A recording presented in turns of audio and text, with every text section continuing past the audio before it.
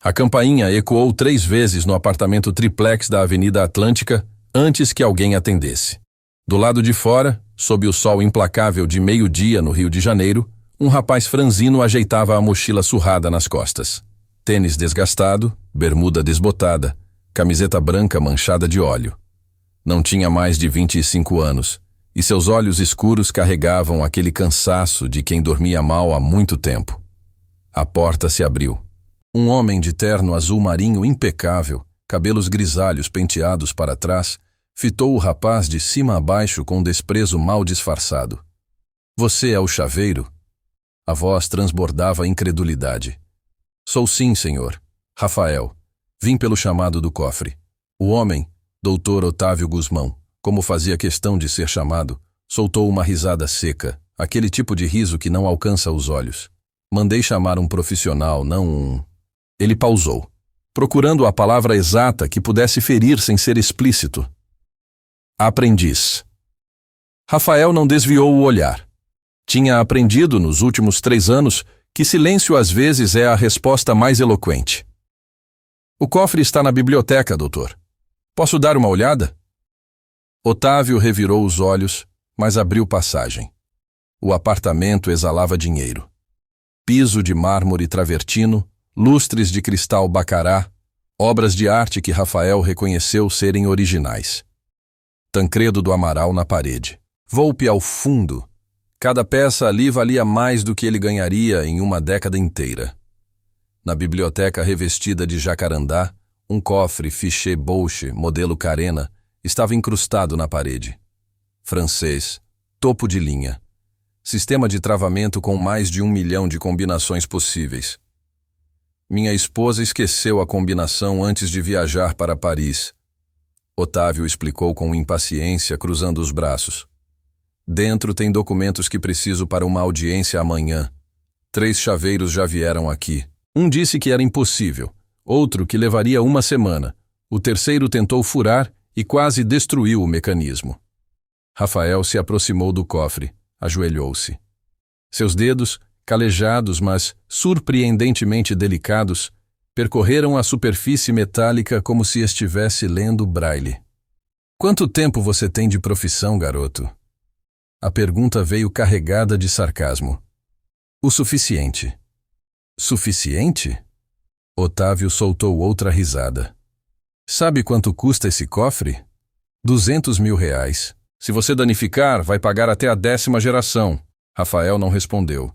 Havia tirado da mochila um estetoscópio modificado e o pressionava contra a porta do cofre, os olhos fechados em concentração absoluta.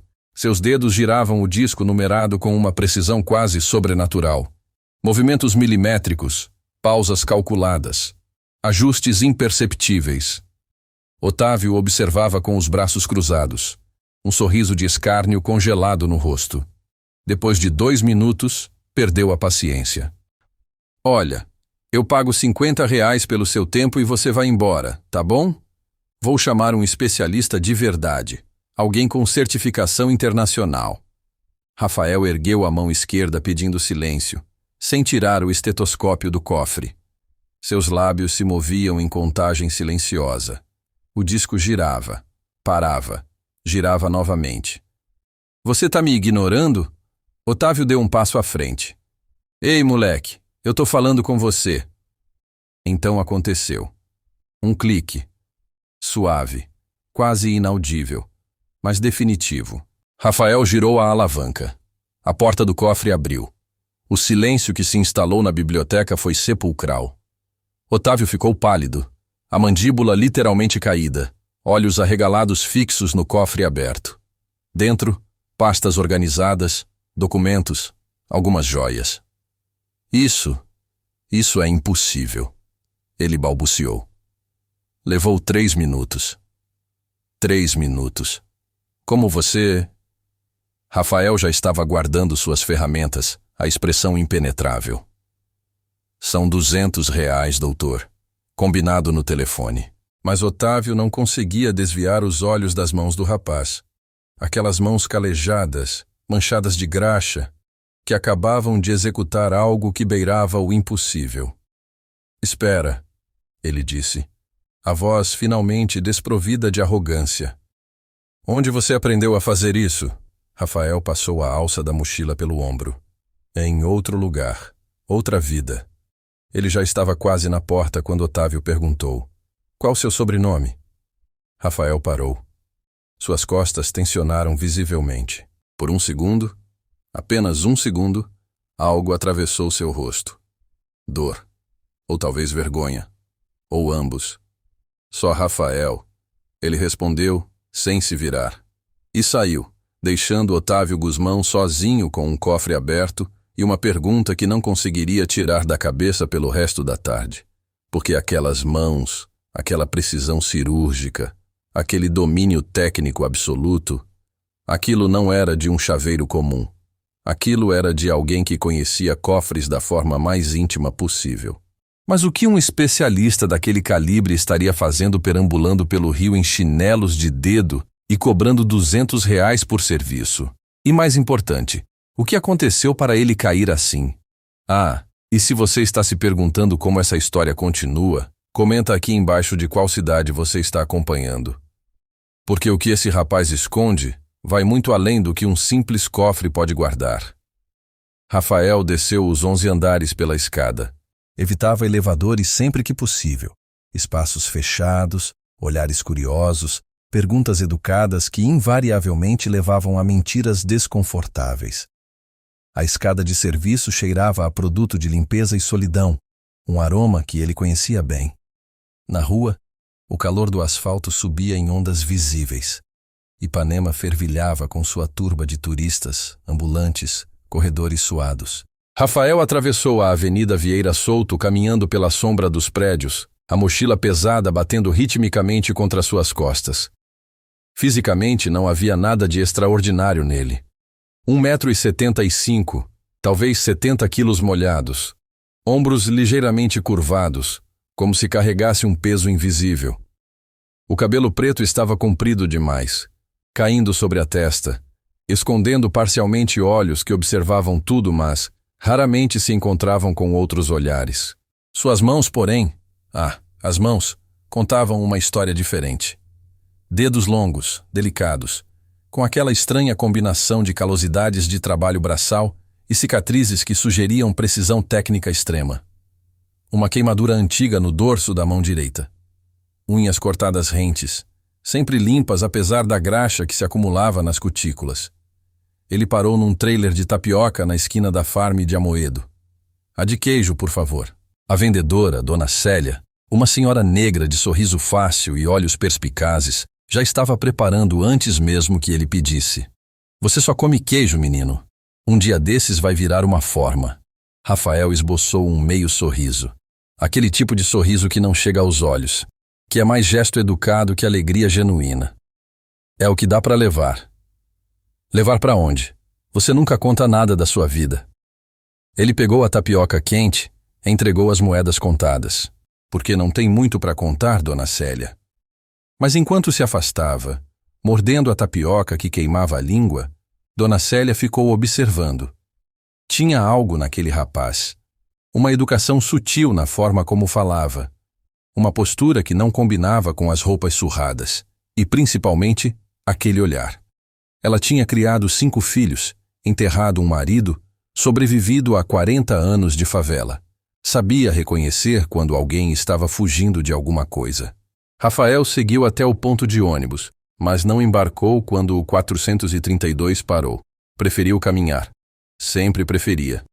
40 minutos a pé até o Catete, onde dividia um kitnet de 20 metros quadrados com Beto, um colega de trabalho da Chaveiro Estrela Guia. Beto era tudo que Rafael não era. Expansivo, falante, bronzeado de tantas horas no sol. Tinha 38 anos, mas parecia mais jovem, talvez porque ria com facilidade, diferente de Rafael, que sorria com esforço. E aí, chegou o mestre! Beto cumprimentou quando Rafael entrou. Estava sem camisa, tomando cerveja, assistindo um jogo no celular. Resolveu o cofre do Mauricinho de Ipanema? Resolvi. Em quanto tempo? 3 minutos. Beto quase cuspiu a cerveja. 3 minutos? Cara, aquele era um fichê francês. O Marinho tentou por 2 horas e não conseguiu. Rafael jogou a mochila no canto. Foi direto para o chuveiro minúsculo. Não respondeu. Sério, mano? Beto insistiu, levantando da cadeira. Onde você aprendeu essas paradas? Você é novo. Não deve ter mais que 25. E abre cofre melhor que gente com 30 anos de profissão. Isso não é normal. A água fria do chuveiro caía sobre a cabeça de Rafael. Ele fechou os olhos. Eu tenho 28, foi tudo que disse. 28 e já manja de cofre alemão, francês, suíço. Marinho disse que você abriu um gunebo que estava travado há 2 anos. E aquele chub do banco? Cara, você fez aquilo com os olhos vendados. Silêncio. Só o barulho da água caindo. Ô, Rafael. A voz de Beto ficou mais séria. Eu não tô sendo fofoqueiro, não. É que... sei lá, mano. Você apareceu do nada faz 3 anos. Não fala de família, não tem redes sociais, não sai com a gente, não toma uma cerveja. E tem essas habilidades loucas. É estranho. Rafael fechou o chuveiro, enrolou a toalha surrada na cintura. Quando saiu, Beto estava encostado na parede, braços cruzados, esperando. Eu fugi de um passado ruim, Rafael disse, sem olhar diretamente. Todo mundo merece recomeçar, não merece? Merece, claro que merece. Mas o quê? Beto hesitou. Então soltou. Mas suas mãos não são de quem começou a trabalhar com cofre faz 3 anos, Rafael. São mãos de quem nasceu fazendo isso. E pela primeira vez desde que chegara, Rafael encontrou o olhar de Beto. Foi breve. Mas naquele segundo, Beto viu algo que o fez dar um passo atrás. Uma profundidade de dor, um oceano de arrependimento, um abismo de perda. Meu pai era chaveiro, Rafael disse, cada palavra pesada como chumbo.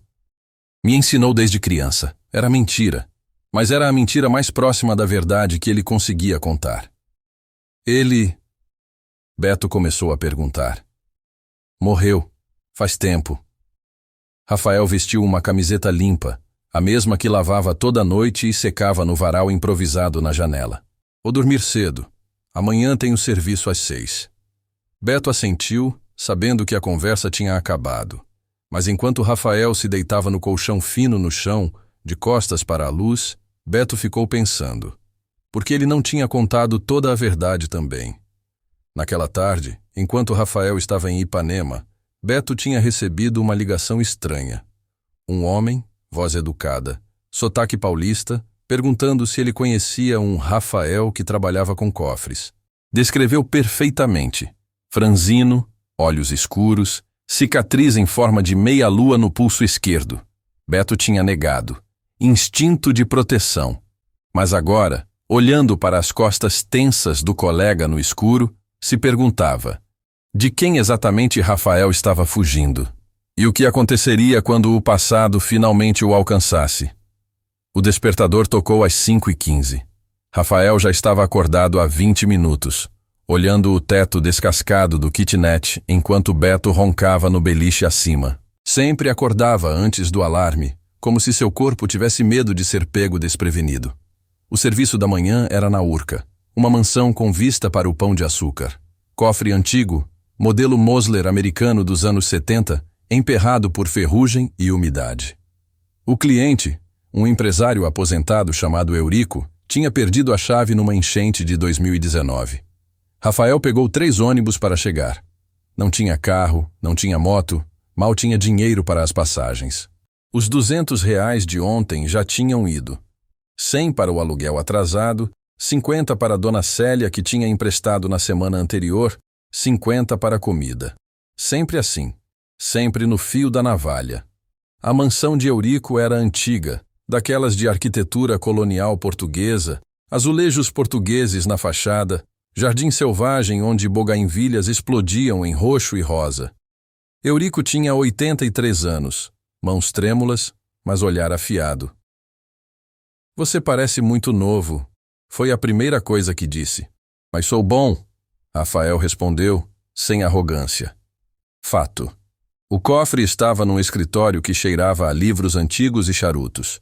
Modelo Mosler Meridian, um clássico, mas complicado pelo tempo e descuido. O mecanismo tinha oxidado e o disco numerado girava com resistência. Rafael trabalhou em silêncio absoluto por 15 minutos.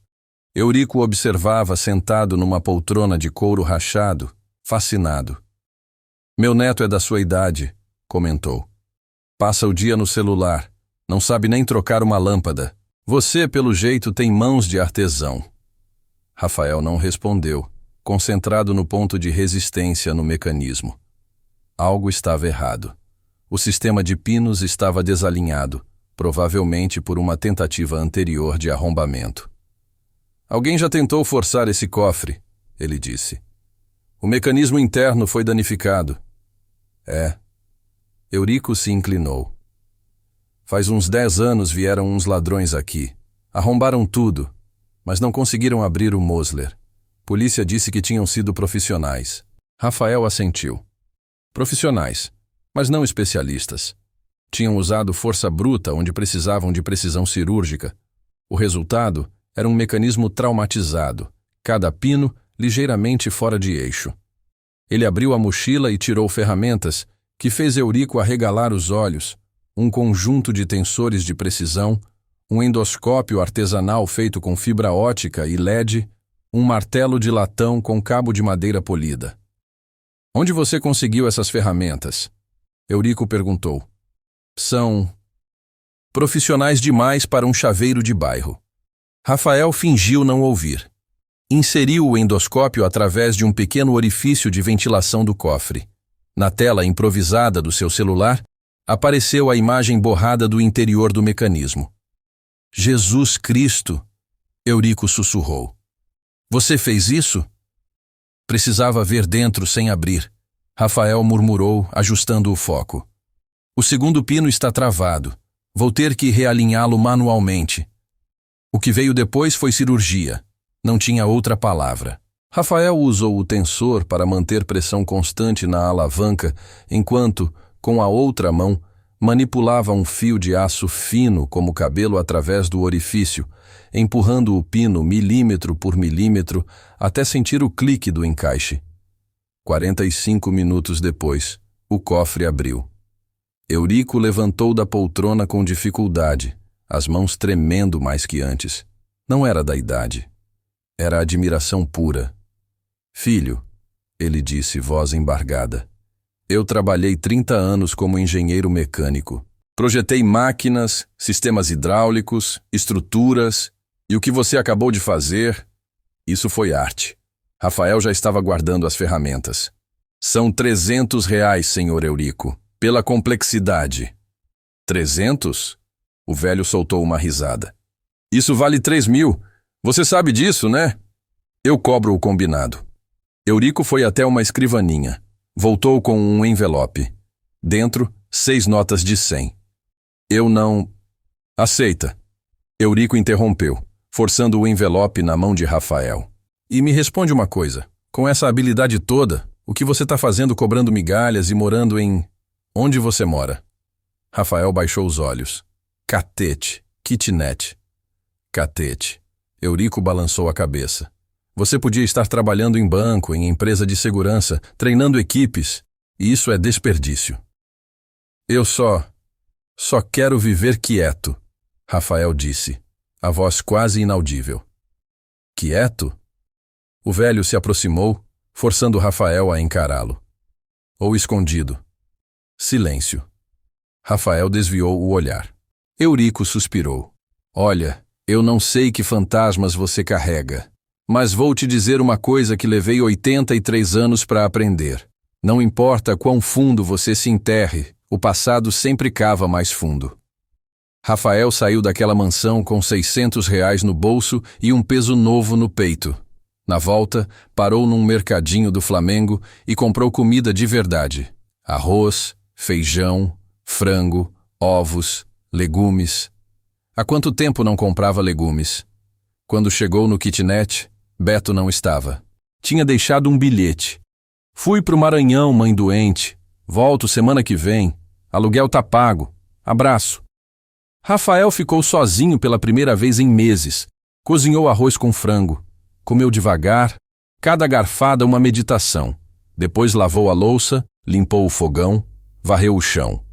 Quando não tinha mais nada para limpar, sentou na janela e ficou olhando a rua.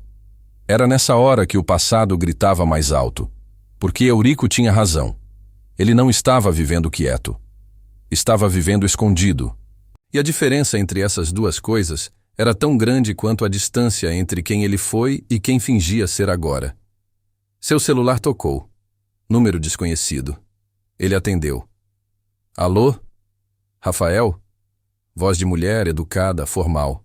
Meu nome é Juliana. Me passaram seu contato. Disseram que você é o melhor com cofres. Depende do cofre. É um Diebold hospitalar. Eletrônico. Travou com medicamentos controlados dentro. É no Hospital São Lucas, no Flamengo.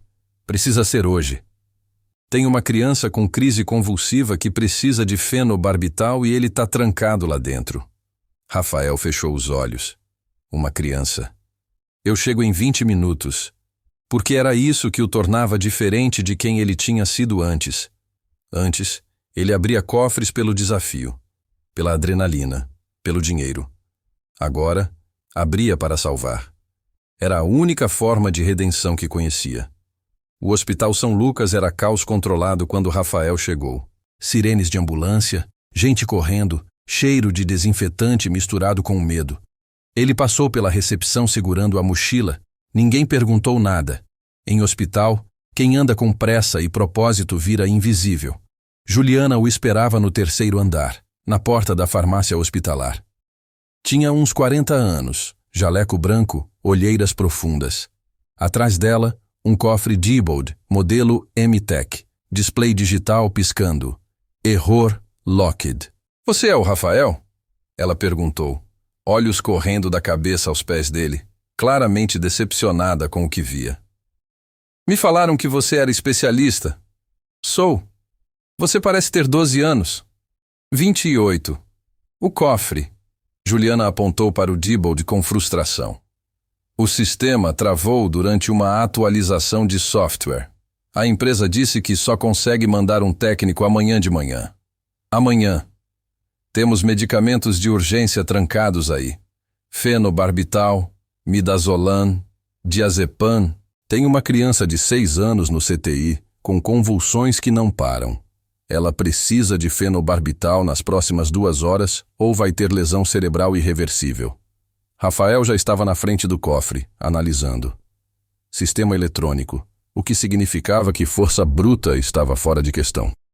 Tinha que ser bypass no sistema, ou manipulação da fechadura mecânica de emergência, que esses modelos sempre escondiam.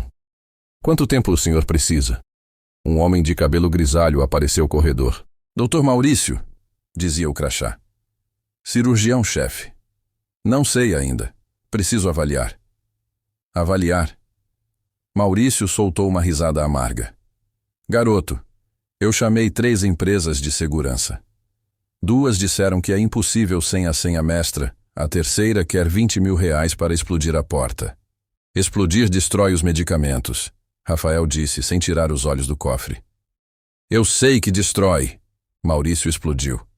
É por isso que você está aqui, porque algum idiota disse que você faz milagres.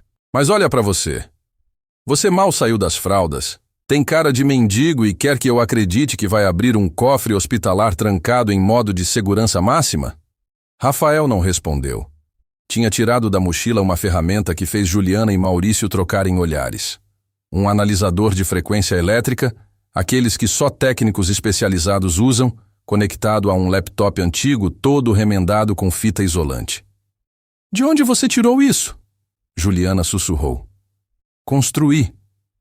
Rafael conectou o analisador ao cofre. O laptop acendeu, linhas de código rolando na tela.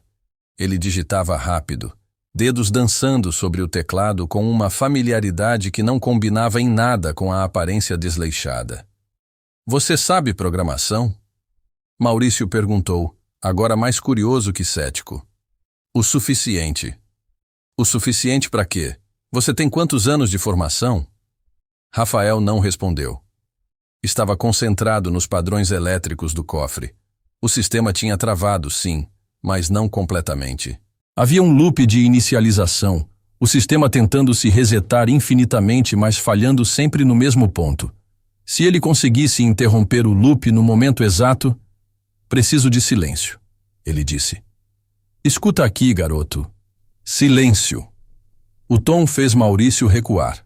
Não era agressivo. Era autoritário. Era o tom de alguém acostumado a dar ordens e ser obedecido. Por uma fração de segundo, Maurício viu algo além do rapaz maltrapilho. Uma sombra de algo maior, mais imponente. Rafael trabalhou por 20 minutos. Seus dedos manipulavam o teclado e, simultaneamente, uma pequena chave de fenda magnética que ele havia inserido numa junção quase invisível do cofre. Era como assistir um pianista e um cirurgião ao mesmo tempo. Então ele parou, olhou para Juliana.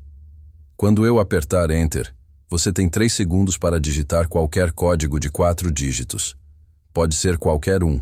O sistema vai aceitar porque eu vou ter enganado o protocolo de verificação. Mas você tem 3 segundos. Se errar o timing, o cofre vai travar permanentemente. 3 segundos. Juliana empalideceu. E se eu errar? Não erra. Rafael posicionou os dedos sobre o Enter. Olhou para ela. Pronta? Juliana assentiu, mãos tremendo sobre o teclado do cofre. 3, 2, 1. Agora. Rafael bateu Enter. Juliana digitou 1234. O cofre emitiu um bip agudo. Display piscou. Emergency override. Access granted. A porta abriu. O silêncio que se instalou foi quebrado por Juliana soltando um soluço de alívio. Ela agarrou 3 caixas de fenobarbital e saiu correndo para o CTI. Maurício ficou parado, olhando para Rafael como se visse um fantasma. O que você acabou de fazer? Ele disse devagar. Não é possível. Eu conheço esses cofres. Trabalhei em hospital por 30 anos. O protocolo de segurança deles é militar. Você hackeou um sistema que nem a porcaria da empresa consegue hackear. Rafael já estava desconectando os equipamentos. Foi sorte. Sorte? Maurício deu um passo à frente. Garoto, você manipulou código de segurança bancária ao mesmo tempo que fazia bypass mecânico. Isso não é sorte, isso é... Ele parou, olhos se arregalando. Espera um minuto. Eu conheço essas técnicas. Eu vi isso uma vez, numa palestra de segurança hospitalar, uns 5 anos atrás. O palestrante era um especialista em cofres, trabalhou com Interpol, FBI, era consultor de segurança dos maiores bancos da América Latina. Ele demonstrou exatamente essa técnica. Rafael ficou muito quieto. O nome dele era... Maurício estralou os dedos. Almeida. Rafael Almeida. Ele olhou para o rapaz. Mesmo primeiro nome que o seu. Coincidência, Rafael disse, mas sua voz falhou no final. Coincidência, Maurício repetiu cético. Ele se aproximou mais, olhos penetrantes estudando cada detalhe do rosto de Rafael. Esse Almeida teve uma tragédia. Família morreu num acidente, acho. Ou foi crime? Não lembro. Depois disso, ele sumiu. Mídia procurou, mas... nada.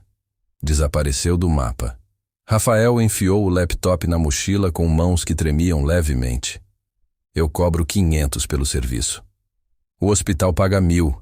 Você salvou a vida de uma criança. 500. Maurício tirou a carteira, contou R$1.000, forçou na mão de Rafael. E me responde uma coisa, ele disse, segurando o pulso do rapaz. Se você é quem eu acho que é, por que diabos está vivendo assim? Rafael puxou o braço. Porque algumas pessoas não merecem voltar para a vida que tinham.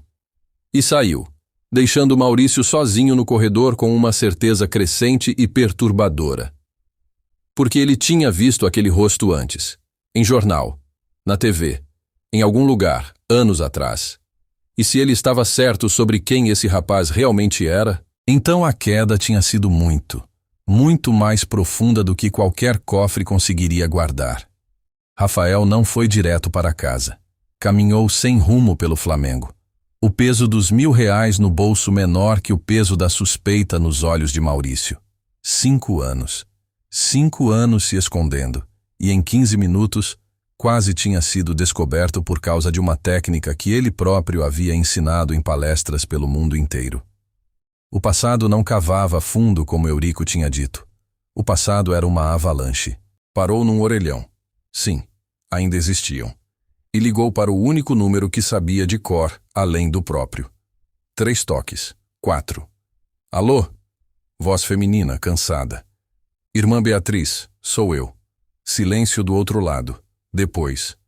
Rafael? Graças a Deus.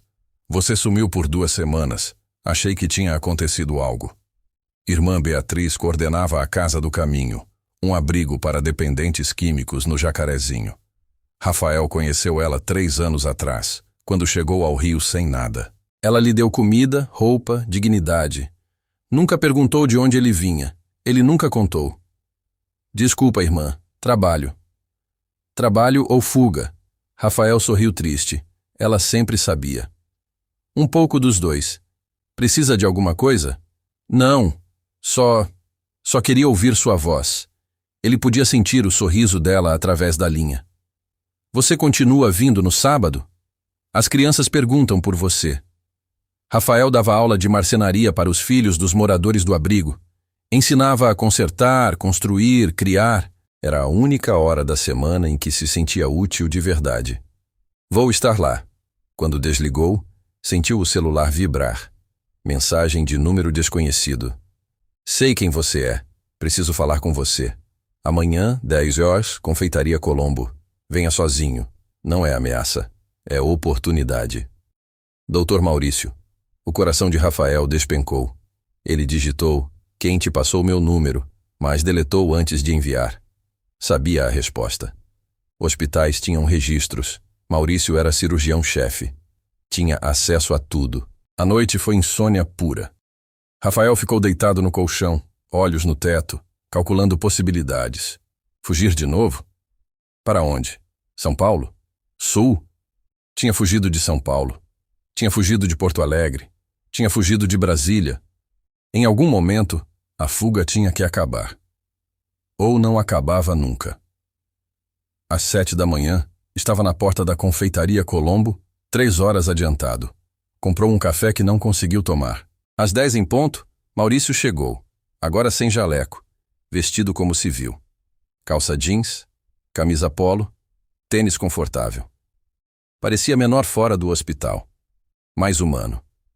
Obrigado por vir, ele disse sentando na frente de Rafael. Você ia me procurar de qualquer jeito. Ia. Maurício pediu café e pão de queijo. Passei a noite pesquisando. Rafael Almeida da Costa. 31 anos, mas todo mundo achava que você era mais novo. Considerado o maior especialista em sistemas de segurança da América Latina aos 23 anos. Trabalhou com o Interpol rastreando organizações criminosas através de métodos de arrombamento. Palestrou na Sorbonne. Consultor da revista Forbes sobre segurança financeira. Casado com Marina Almeida, arquiteta. Uma filha, Laura, 4 anos. Cada palavra era uma facada. E então, Maurício continuou, voz mais suave agora. 8 de março de 2020. Você estava dando palestra em Salvador. Marina e Laura foram visitar a avó dela em Petrópolis. Chuva. Deslizamento de terra. 3 casas soterradas. 19 mortos. Rafael não conseguia respirar. Marina e Laura estavam na casa da avó, Maurício disse. Morreram as 3. Você chegou 6 horas depois vindo de Salvador. Os bombeiros ainda estavam cavando. Silêncio. O barulho da confeitaria parecia vir de outro planeta. Depois disso, Maurício prosseguiu. Você desapareceu. Abandonou empresa, apartamento, carreira. Sumiu. Mídia especulou. Suicídio, depressão, até envolvimento com crime. Mas ninguém encontrou. Até ontem, quando eu vi você abrir aquele cofre. Rafael finalmente olhou para ele. Por que está me contando isso? Vai ligar para a imprensa? Ganhar seus 15 minutos? Não. Maurício se inclinou. Vou te fazer uma proposta. Rafael franziu a testa. Que proposta? O São Lucas está ampliando. Vamos criar um centro de treinamento para equipes de emergência, como arrombar portas trancadas durante resgates, Como acessar áreas de segurança em hospitais durante crises. Preciso de um especialista para desenvolver o programa.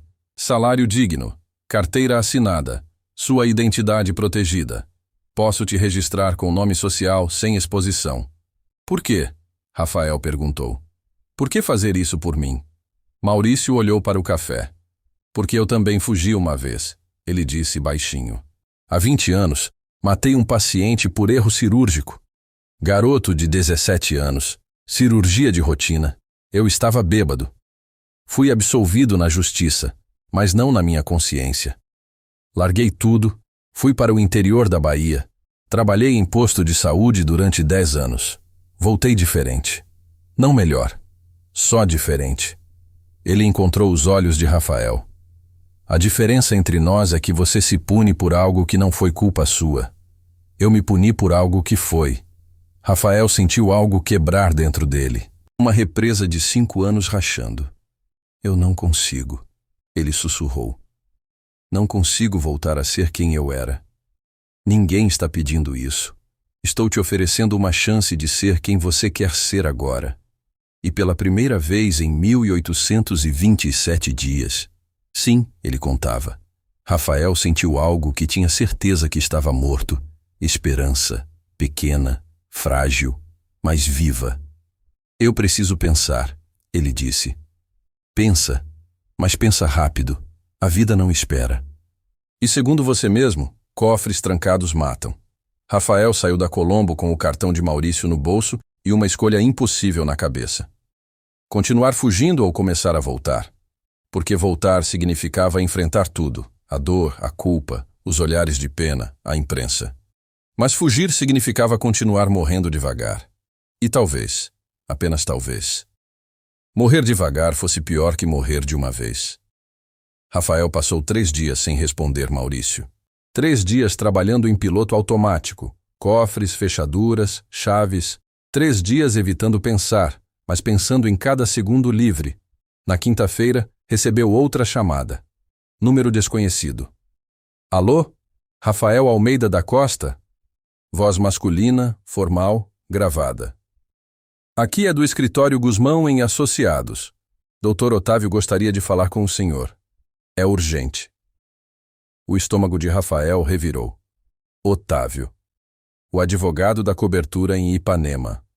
Sobre o quê? Ele prefere falar pessoalmente. Pode ser hoje às 3 da tarde no escritório? Rafael quase desligou. Mas algo naquela voz, a urgência verdadeira, não ameaçadora, o fez dizer. Estarei lá. O escritório Guzmão em Associados ficava no 15º andar de um edifício comercial em Botafogo. Vidro, aço, aquele tipo de arquitetura que grita dinheiro. A recepcionista, uma moça de tailleur impecável, olhou para Rafael como se ele tivesse entrado no lugar errado. Tenho reunião com o Dr. Otávio, ele disse. Ela checou o computador, surpresa. O senhor é o... Rafael? Sou. Um momento. 5 minutos depois, estava sentado numa sala de reuniões com vista para a Baía de Guanabara. Otávio entrou com outro homem. 50 e poucos anos, terno cinza, pasta de couro. Rafael. Otávio cumprimentou, e dessa vez não havia escárnio na voz. Havia respeito. Obrigado por vir. Esse é Paulo Henrique, meu sócio sênior. Apertos de mão. Eles sentaram. Vou ser direto, Otávio disse. Depois que você abriu meu cofre, fiquei intrigado. Comecei a investigar. Não foi difícil. Você tem talento demais para ser anônimo. Descobri quem você realmente é. Rafael ficou imóvel. E antes que você saia correndo, Paulo Henrique interrompeu. Não estamos aqui para te expor. Estamos aqui para te contratar. Contratar? Nosso escritório representa empresas de alto nível, bancos, multinacionais, holdings. 3 vezes por ano, no mínimo, temos clientes com problemas de acesso a cofres, arquivos trancados, sistemas de segurança com falhas. Otávio explicou. Gastamos fortunas com empresas especializadas que demoram semanas. Você resolveu meu problema em 3 minutos. Queremos te oferecer uma posição de consultor. Paulo Henrique continuou. Trabalho sob demanda. com contrato blindado de confidencialidade. Seu nome não aparece em nenhum documento público. Você recebe por projeto. Entre 50 e 100 mil por caso, dependendo da complexidade. Rafael piscou. 50 mil? Por que eu? Existem empresas... Empresas não têm o que você tem, Otávio disse. Você não é só técnico, você é artista. E mais, você é discreto. Desapareceu do mapa por 5 anos. Isso para nossos clientes vale ouro.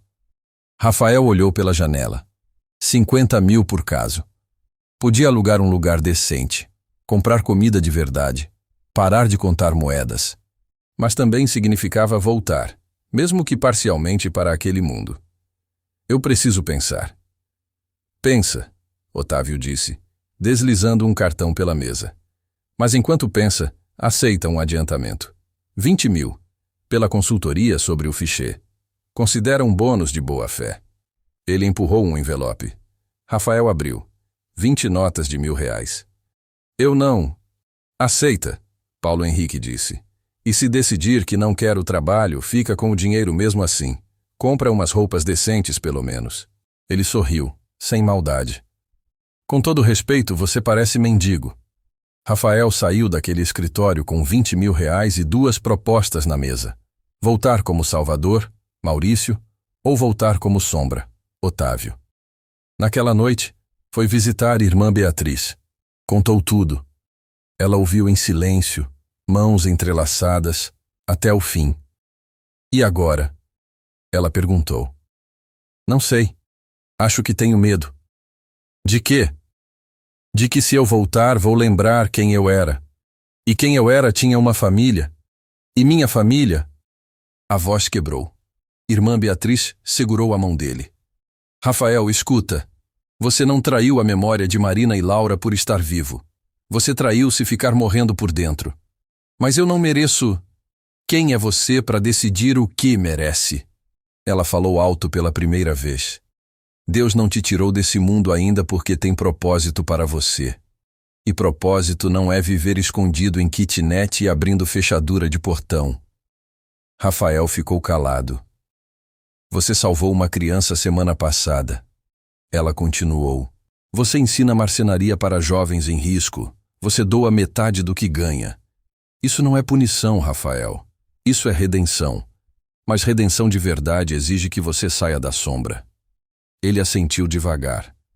Tenho medo de não conseguir. Então escolhe o medo menor. Medo de tentar ou medo de nunca ter tentado? Rafael voltou para o kitnet às 11 da noite. Beto tinha voltado do Maranhão. Roncava no beliche. Ele pegou o cartão de Maurício. Pegou o cartão de Otávio. 2 caminhos. Um o trazia de volta à luz, mas exposto. Outro o mantinha na penumbra, mas funcional. Ou talvez, e esse pensamento o acertou como um trem, talvez pudesse fazer os 2. Maurício durante o dia, ensinar, salvar, construir. Otávio quando necessário, sobreviver, pagar contas. Não era ideal, mas era possível. E possível naquele momento parecia absurdamente ambicioso para alguém que há 3 dias só queria desaparecer. Ele pegou o celular e digitou 2 mensagens. Para Maurício. Aceito. Quando começo? Para Otávio. Aceito. Sob minhas condições de anonimato. Enviou antes que pudesse se arrepender. E então, pela primeira vez em 5 anos, Rafael Almeida da Costa dormiu pensando no futuro, não no passado. E se você está acompanhando até aqui, você já percebeu que essa não é só uma história sobre cofres. É sobre as coisas que trancamos dentro de nós. Porque às vezes, a chave mais difícil de encontrar é aquela que abre nossa própria prisão. A notícia vazou numa terça-feira. Rafael estava no São Lucas no 2º dia de trabalho oficial, explicando técnicas de acesso emergencial para uma equipe de enfermeiros, quando Maurício entrou na sala com o rosto cinza. Precisamos conversar. Agora. No corredor, Maurício mostrou o celular. Manchete do G1. Especialista em cofres desaparecido há 5 anos é encontrado trabalhando como chaveiro no Rio. Abaixo, foto antiga de Rafael. Terno, sorriso confiante, segurando o prêmio de alguma conferência internacional. E ao lado, foto recente, tirada de longe, granulada. Ele saindo do hospital, mochila nas costas. Como... Rafael não conseguiu terminar. Não sei, Maurício disse. Mas espalhou. Já ligaram aqui 3 repórteres pedindo entrevista. O celular de Rafael vibrou. Beto. Cara, você viu? Vi. É verdade? Você é aquele cara? O especialista famoso? Eu... Era. Silêncio. Depois. Por que não contou? Porque não tinha nada para contar. Aquela pessoa morreu. Não morreu, porra. Tá vivendo no meu kitnet e dividindo miojo comigo.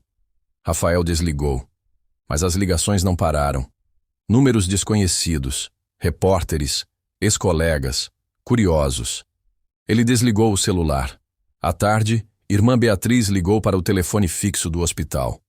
Rafael, tem jornalista aqui no abrigo. Estão perguntando das crianças, do seu trabalho voluntário. O que eu falo? Nada, por favor.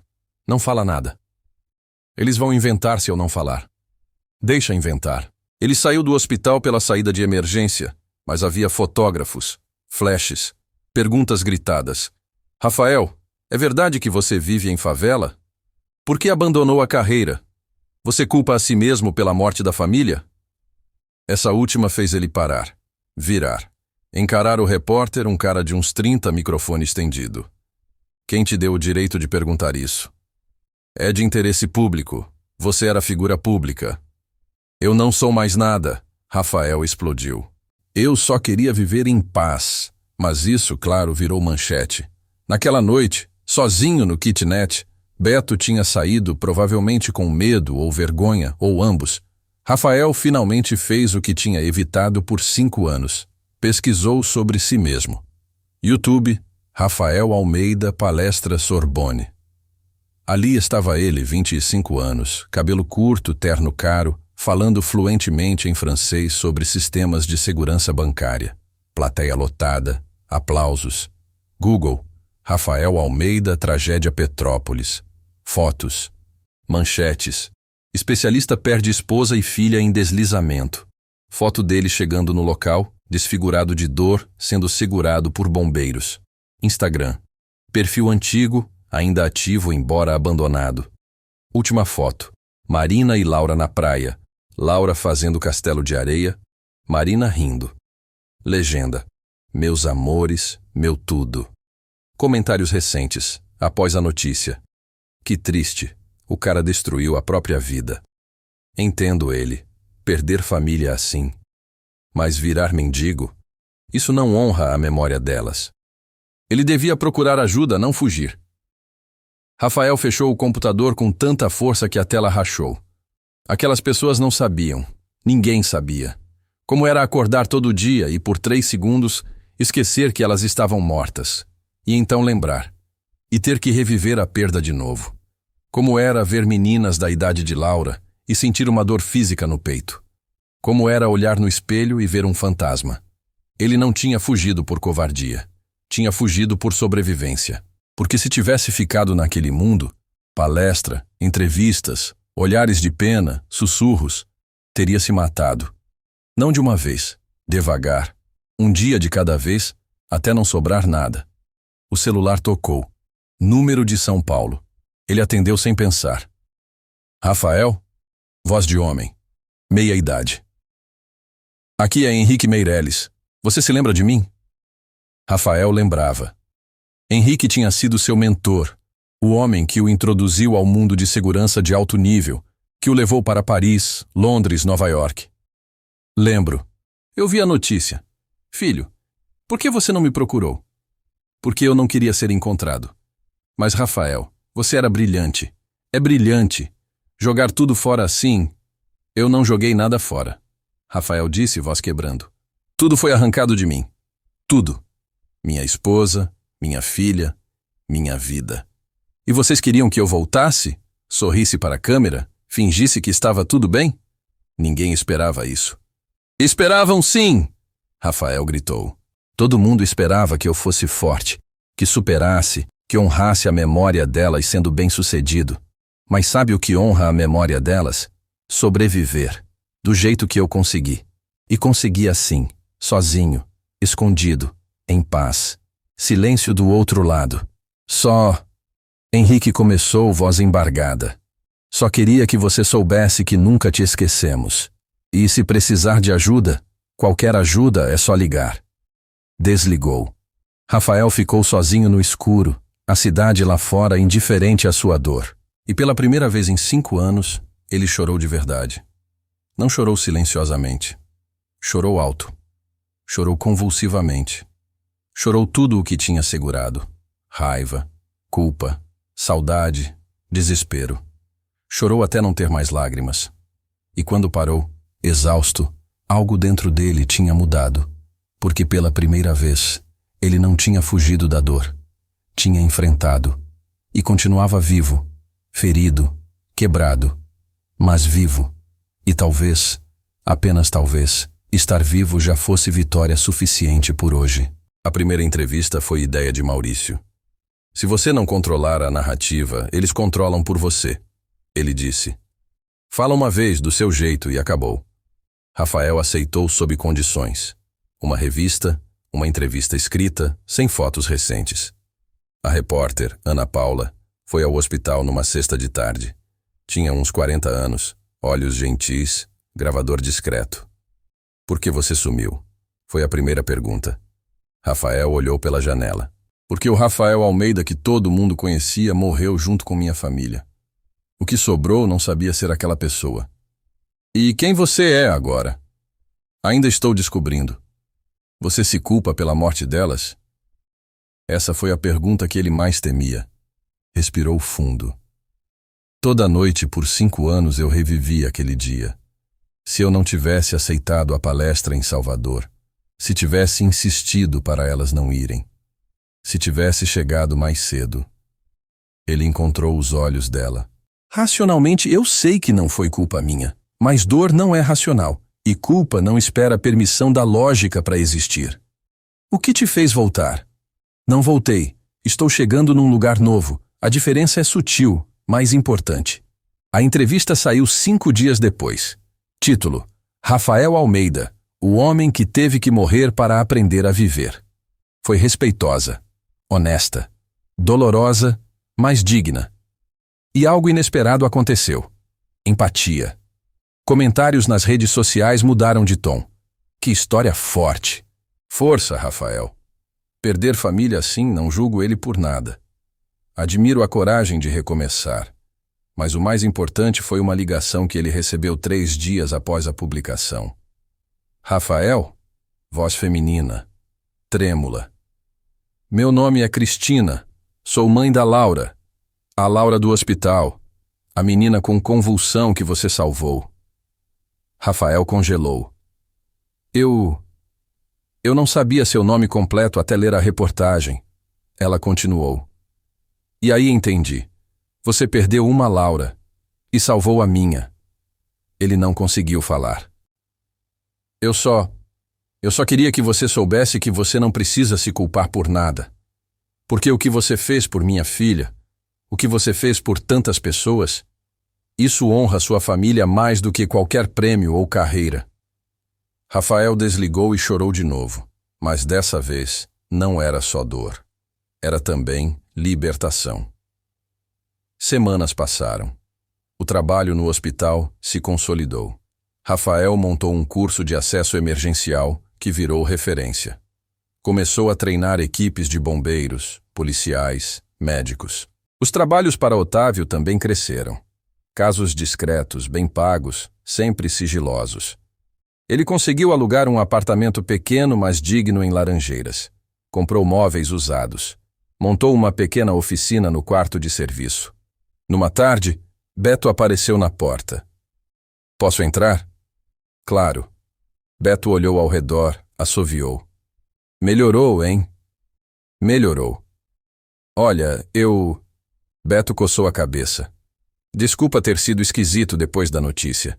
Fiquei puto porque você não contou. Mas eu entendo agora. Você estava protegendo sua dor. Tava. E me isolando no processo. Amigos não se isolam, Beto disse. Mesmo quando dói. Rafael estendeu a mão. Beto puxou ele para um abraço. Tem cerveja na geladeira, Rafael disse. Fica. Naquela noite, pela primeira vez em 5 anos, Rafael teve companhia por escolha, não por necessidade. Conversaram sobre futebol, bobagens, vida, normal, maravilhosamente normal. Mas a verdadeira transformação aconteceu num sábado. Rafael estava dando aula de marcenaria na Casa do Caminho, quando uma menina de 6 anos, Júlia, se aproximou. Tio, é verdade que você tinha uma filha? As outras crianças ficaram em silêncio. Irmã Beatriz estava prestes a intervir, mas Rafael fez sinal de que estava tudo bem. É verdade, ele disse, ajoelhando na altura da menina. O nome dela era Laura. Ela morreu? Morreu. Você fica triste? Todo dia. Mas sabe o que aprendi? Ficar triste pela pessoa que amamos não é ruim. É prova de que amamos, Júlia pensou. Então perguntou. E quando você ensina a gente a fazer coisas de madeira, você está pensando nela? Rafael sentiu um nó na garganta. Estou pensando que ela ia gostar de ver isso. E isso me faz feliz e triste ao mesmo tempo. Pode ficar feliz e triste junto? Pode. Chama-se viver. Júlia abraçou ele. Apertado. E Rafael abraçou de volta, percebendo algo fundamental. Ele não estava traindo a memória de Laura ao continuar vivendo, ensinando, ajudando. Estava honrando, porque Laura teria querido isso. Marina teria querido isso. Elas teriam querido que ele vivesse, mesmo doendo, mesmo quebrado. Que vivesse e fizesse diferença. Quando irmã Beatriz se aproximou depois da aula, ele disse: Acho que finalmente entendi. Entendeu o quê? Que não preciso escolher entre lembrar delas e seguir em frente. Posso fazer os dois. Ela sorriu, olhos marejados. Demorou. Naquela noite, Rafael fez algo que não fazia há 5 anos. Abriu o álbum de fotos digitais de Marina e Laura. Não para se punir, para se lembrar. Lembrar que foi amado, que amou, que teve sorte de ter tido aquilo, mesmo que por pouco tempo. E que agora, finalmente, podia carregar aquilo não como peso que o afunda, mas como luz que o guia. 6 meses depois da entrevista, Rafael estava palestrando novamente. Não nos circuitos internacionais de antes, mas em escolas técnicas, comunidades, centros de formação profissional. Ensinava segurança, sim, mas também ensinava recomeço. Eu não estou aqui para mostrar como abrir cofres, ele dizia a uma turma de jovens no Complexo do Alemão. Estou aqui para mostrar que pessoas também têm cofres. Cofres de trauma, de medo, de vergonha. E às vezes, a chave mais difícil de encontrar é aquela que abre a gente mesmo. A transformação era visível. Ele tinha engordado uns quilos. O cabelo estava cortado. As roupas, ainda simples, estavam limpas e inteiras. Mas a maior mudança estava nos olhos. Não eram mais olhos de quem fugia. Eram olhos de quem tinha encontrado razão para ficar. O hospital criou um departamento inteiro baseado no trabalho dele. Acesso e segurança emergencial virou disciplina obrigatória para residentes. Rafael coordenava, mas não sozinho. Tinha montado uma equipe de 5 pessoas, incluindo Beto, que descobriu talento para ensinar. Olha só, Beto disse numa tarde, orgulhoso mostrando um certificado. Terminei o curso técnico, graças a você. Não foi graças a mim. Foi você que estudou. Você que mostrou o caminho. Mas o projeto mais importante surgiu de uma ligação inesperada. Cristina, a mãe da Laura do hospital, era assistente social. Ela propôs uma ideia. Um programa social que ensinasse jovens de comunidades carentes a trabalhar com segurança eletrônica e mecânica. Profissão digna, bem remunerada, com demanda alta. Você podia coordenar, ela disse. Tem contatos, tem conhecimento, tem história de superação. É perfeito. Rafael hesitou. Era grande, exigia estrutura, mas Maurício embarcou na ideia. Otávio também. Irmã Beatriz ofereceu um espaço da Casa do Caminho. Nascia o projeto Chave Mestra, Centro de Formação Profissional em Segurança e Acesso Emergencial para Jovens de Baixa Renda. A primeira turma teve 20 alunos. 12 terminaram. Todos foram empregados. A segunda turma teve 40 inscritos. 28 terminaram. 26 empregados. Na terceira turma, Rafael olhou para a sala de aula, improvisada, mas funcional, e viu algo que nunca imaginou ver novamente. Propósito. Ele estava ali ensinando um garoto de 17 anos a manipular fechadura, quando o garoto perguntou: "Professor, é verdade que o senhor era famoso?" "Era." "E largou tudo?" "Não larguei, perdi." "E não teve raiva?" Rafael parou, pensou. "Tive. Muita. Mas raiva sem direção só queima a gente por dentro. Então transformei ela em combustível. Para isso aqui. Para ajudar vocês." O garoto olhou ao redor. Os colegas concentrados, as ferramentas organizadas, o futuro possível. "Então no fim deu certo, né?" Rafael sorriu. Um sorriso verdadeiro. No fim, deu diferente, que é melhor que dar certo. As reportagens sobre o projeto começaram a aparecer. Positivas, inspiradoras. Rafael concedia entrevistas agora, mas sempre focando nos jovens, não nele. "Essa história não é sobre mim", ele dizia. "É sobre segundas chances. Para mim, para eles, para qualquer um que precisa."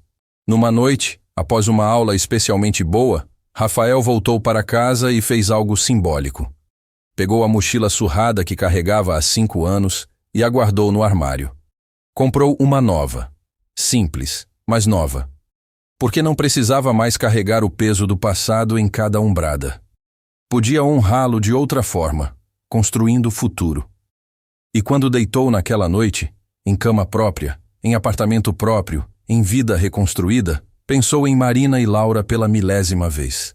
Mas dessa vez o pensamento não era "eu perdi vocês". Era "obrigado por terem existido. E vou fazer valer a pena, prometo. Porque é isso que amor verdadeiro exige. Não que você morra junto, mas que viva multiplicado." 3 anos após a notícia que expôs seu passado, Rafael Almeida da Costa estava na inauguração do novo prédio do projeto Chave Mestra. 3 andares, equipamentos modernos, parceria com 5 universidades, convênio com 10 empresas de segurança. 240 jovens já tinham se formado. 198 estavam empregados. 6 tinham aberto negócios próprios. 1 tinha ganho bolsa para estudar engenharia de segurança na França. A cerimônia estava cheia. Autoridades, imprensa, ex-alunos, familiares. Maurício estava lá, orgulhoso. Otávio também, tendo financiado parte da reforma. Irmã Beatriz, sentada na primeira fila, lenço pronto para as lágrimas inevitáveis. Beto ao lado, agora instrutor-chefe do programa. Mas quem mais emocionou Rafael foi ver Cristina, com Laura, agora 9 anos, saudável, rindo, sentadas no meio da plateia. Uma Laura salva, uma Laura lembrada, as duas coexistindo na mesma sala. Rafael subiu ao palco para o discurso final. Olhou para o público, respirou fundo. "Há 6 anos", começou, "eu estava no fundo do poço. Não por escolha, mas por dor. Perdi o que mais amava e achei que perder tudo mais era punição justa. Mas estava errado. Não era punição. Era transformação." Ele fez uma pausa, olhando para as próprias mãos. "Essas mãos aqui, elas já abriram cofres em 5 continentes. Já protegeram bilhões de dólares. Já foram aplaudidas em universidades. Mas sabe quando elas foram mais úteis? Quando abriram aquele cofre no hospital e salvaram uma menina. Quando ensinaram um garoto de comunidade a ter profissão. Quando construíram, não protegeram. Aplausos espontâneos." Ele esperou o silêncio voltar. "Eu nomeei esse projeto de chave mestra por um motivo. No meu ramo, chave mestra é aquela que abre todos os cofres de um sistema. Mas na vida, chave mestra é diferente. É aquela que abre você. E às vezes, a chave que te abre é a dor. E a fechadura que ela abre é o propósito." Ele apontou para os ex-alunos na plateia. "Cada um de vocês aqui tinha um cofre trancado, talento preso, potencial escondido, e vocês deixaram alguém ajudar a abrir. Isso é coragem, porque é mais fácil ficar trancado. Eu sei. Fiquei trancado por 5 anos." Lágrimas começaram a rolar em vários rostos na plateia, incluindo o dele. Marina e Laura, ele disse os nomes pela primeira vez em público, não estão mais aqui, mas o amor delas está.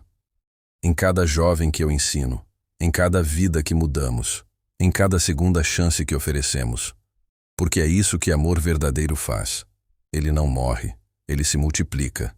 Ele limpou as lágrimas, sorriu. Então, obrigado. Para todos que acreditaram quando eu não acreditava. Para todos que abriram quando eu estava trancado.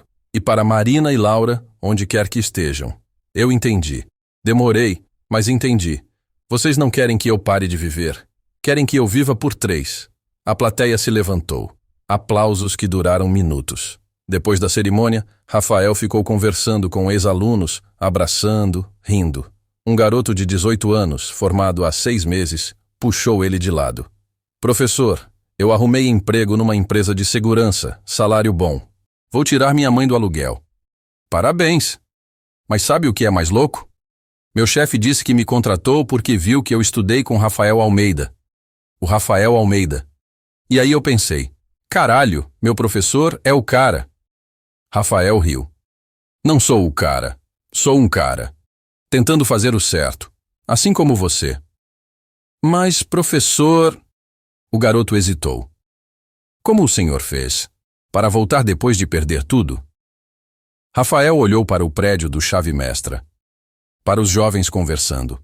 Para o futuro sendo construído. Não voltei, ele disse. Eu consertei. É diferente. Voltar é tentar ser quem você era. Consertar é construir algo novo com as peças quebradas. E às vezes, o que a gente conserta fica mais forte que o original. Quando todos foram embora, Rafael ficou sozinho no prédio. Caminhou pelos corredores, pelas salas de aula, pela oficina equipada.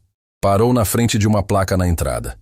Projeto Chave Mestra em memória de Marina e Laura Almeida, que nos ensinaram que amor verdadeiro abre todas as portas, inclusive as que trancamos dentro de nós.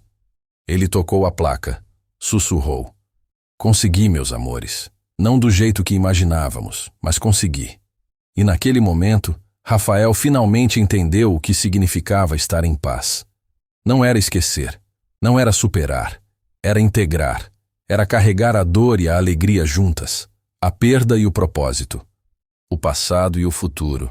Era abrir o cofre mais difícil de todos, o próprio coração, e deixar a vida entrar de novo, porque no final, todos somos cofres. Guardamos traumas, segredos, dores, amores, e a maior coragem não é manter tudo trancado, é encontrar alguém ou algo que mereça a chave, e então, corajosamente, abrir. Rafael saiu do prédio, olhou para o céu do rio, estrelado, lindo, cheio de possibilidades, sorriu. E pela primeira vez em 6 anos, não sentiu que estava fugindo de algo. Sentiu que estava caminhando em direção a algo. E isso, no final das contas, é o que significa recomeçar. Não voltar ao que foi, mas construir o que pode ser. Uma chave de cada vez. Um cofre de cada vez. Uma vida de cada vez.